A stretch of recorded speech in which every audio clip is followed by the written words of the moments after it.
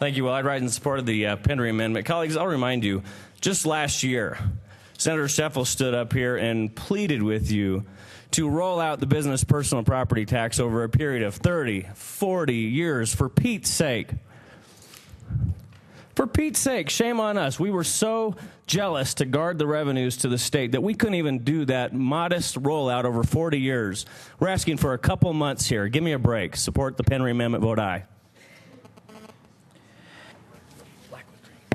Thank you, Mr. Chairman. Well, Senator Heath, your characterization of what took place in 1999, all due respect, you weren't there, I wasn't there. We are here today. We are here today. We are given an opportunity to lead in our time, in our day. And I want to remind my colleagues, and I'm glad that my esteemed colleague, the gentle lady from Wheat Ridge, is at my right. That's the first. In sincerity, colleagues, I do want to point this out.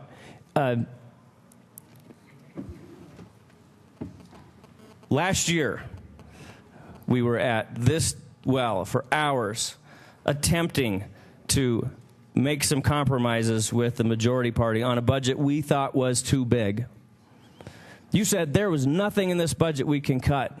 You lambasted the Republican Party, not you specifically, for bringing cuts. How dare they bring cuts? Well, I think Milton Friedman has been proven right when he says only a crisis, real or perceived, produces real change. When that crisis occurs, the actions that are taken depend on the ideas that are lying around.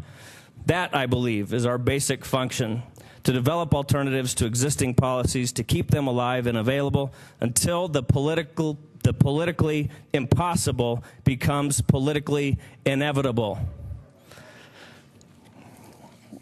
And colleagues, we ran a series of $250 million worth of amendments that this majority party said were out of the question, off the table, can't do it, no how, no way. Children would be running, screaming in the streets, be mass chaos.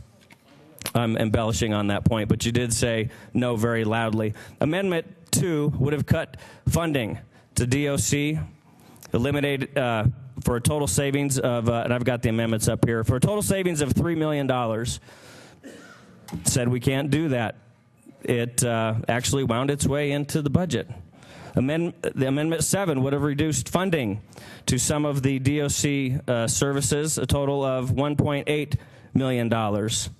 Another cut that Republicans proposed that wound up in the budget. You see, the politically impossible became the politically inevitable. And that is why the citizens of the state of Colorado have elected us to come down here and not lament the decisions that were made in 1999, but the decisions that we're making right now. We are supposed to be standing in the gap for the taxpayers of our state.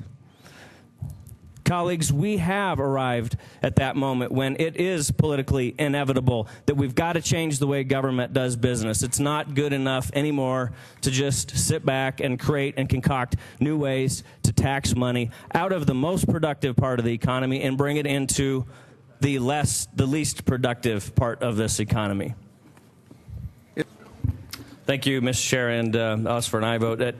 Colleagues, the discussion we were having over here to the side was something along these lines. A couple years ago, the majority party passed the mill levy freeze, the property tax increase. We had an awfully hard time stopping that because that was the pre-Mesa ruling, and convincing the majority party that that wasn't a tax increase. It was, in fact, the tax increase. The whole conversation, as you will recall, revolved around education because that property tax increase came to us through the vehicle of the School Finance Act. And so it would be a little bit awkward to carry a tax increase bill through the vehicle of the School Finance Act if new revenues coming into the state were going to be used for something else other than the financing of K through 12 schools. But in fact, that's exactly what has happened here.